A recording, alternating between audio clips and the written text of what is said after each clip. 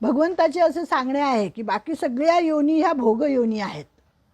आत्ताच आपण बोललो की भोगयोनी आहेत.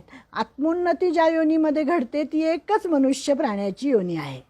मग अगदी गंधर्व, यक्ष, किन्नर जरी असले तरी त्या योनी अशा आहेत की तिथे क्रियमान कर्माचं स्वातंत्र्य नाही. सगळे पुण्य भोगायचे आणि पुण्य क्षीण झाले की पुन्हा खाली यायचे. क्षीणे पुण्ये मर्त्य लोकम विशंती आहे ना, कुठल्या अध्यायात सांगितलेले, 9व्या अध्यायात सांगितलेले बहुतेक. क्षीणे पुण्ये मर्त्य लोकम विशंती, की पुण्य क्षीण झालं की खाली यायचं. आणि मग कोणत्या योनीमध्ये जन्म मिळेल हे काही सांगता येत नाही. आपण भाग्यवंत अशा दृष्टीने आहोत की मानवाचा देह आपल्याला लाभलेला आहे आणि इथेच खरा आत्मोद्धाराचा रस्ता दिसतो. बाकी कुणालाही तो दिसत नाही. आणि म्हणून या राजमार्गाने प्रवास करावा आणि लक्षात घ्यावे की क्रियमान कर्माचे स्वातंत्र्य आपल्याला आहे. म्हणून जितके सात्विक क्रियमान कर्म कराल तितक्या वासना हळूहळू गळून पडतील. त्याचा लाभ असा होईल की आपल्याला मुक्ती मिळेल. छान आहे.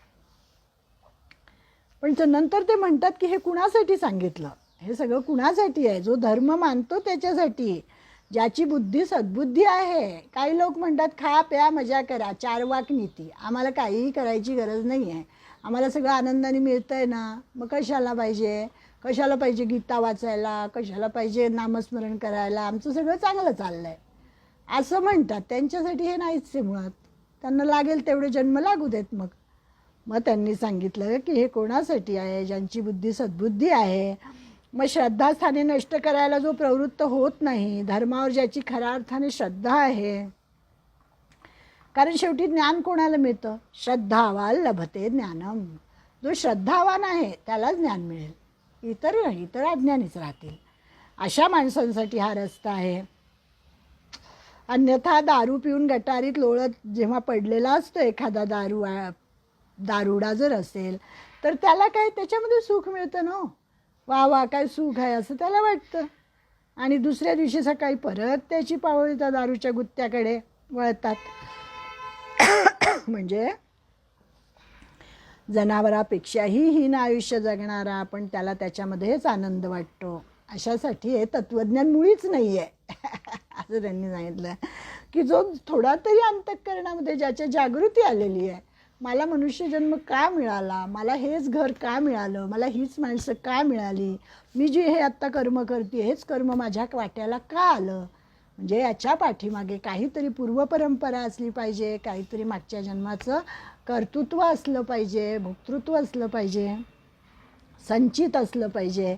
आणि असा ज्याचा विश्वास असतो त्याच्यासाठी ही गीता सांगणं आहे, त्याच्यासाठी हे तत्त्वज्ञान आहे. जिथे धर्माचा अंकुश लागला पाहिजे, कुठेतरी त्रिविध तापांचे चटके बसले की मनुष्य जागा होतो. असे जागे होणारे फार थोडे असतात. म्हणून भगवंत म्हणतात की हे जाणून घे, ही जी सगळी सृष्टीची रचना आहे तिच्या मागचे चैतन्य तत्व काय आहे ते तू जाणून घे. आणि सुदैवाने जरायुज योनी अशी आहे की मानवाचा देह प्राप्त झाल्यानंतर आत्मोन्नतीचा रस्ता हा दिसतो. मानवाला आत्मोन्नतीकडे नेणारे 3 प्रकारचे वेग सांगितलेले आहेत. वेग म्हणजे कशा रीतीने, कोणी मंद गतीने जातं, ते आपण बोललो ना मगाशी की कोणी पक्षासारखं एकदम घेईल ते फळ, कोणी हळूहळू ढाळे जाईल. तसे त्यांनी मंद्र संवेग, मध्य संवेग आणि तीव्र संवेग असं सांगितलेलं आहे. बापरे, छान आहे.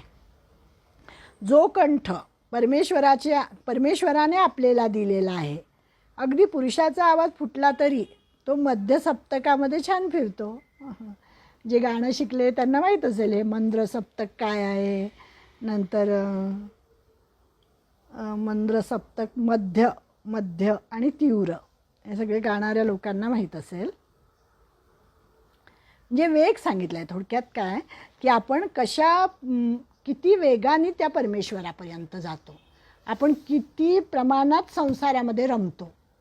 संसारामध्ये रमणं बाजूला ठेवून आपण त्याच्यापर्यंत म्हणजे अनुसंधान त्याचं किती ठेवतो.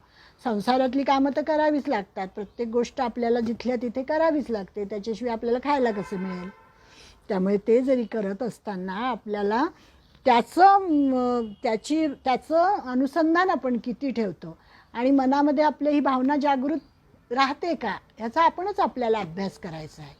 की हे सगळं निर्माण केलं आहे ते परमेश्वराने केलेलं आहे, करता करविता भरता भोगता सगळं काही तोच आहे, याची जाणीव असल्यानंतरचं माझ्या हातून घडणारं कर्म कसं असतं त्याचा आपल्यालाच अभ्यास करायचा आहे, असं त्यांनी सांगितलेलं आहे.